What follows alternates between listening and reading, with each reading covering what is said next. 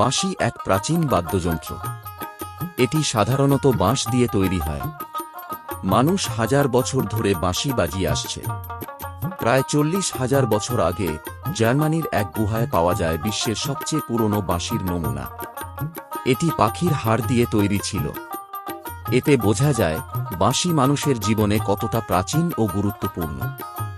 ভারতের প্রেক্ষাপটে বাঁশির ইতিহাসও অনেক পুরনো। খ্রিস্টপূর্ব 1500 সালে অর্থাৎ বৈদিক যুগ থেকেই ভারতের সঙ্গীতচর্চায় বাঁশির উল্লেখ পাওয়া যায়। আর শ্রীকৃষ্ণের সঙ্গে বাঁশির সম্পর্ক সর্বজনবিদিত।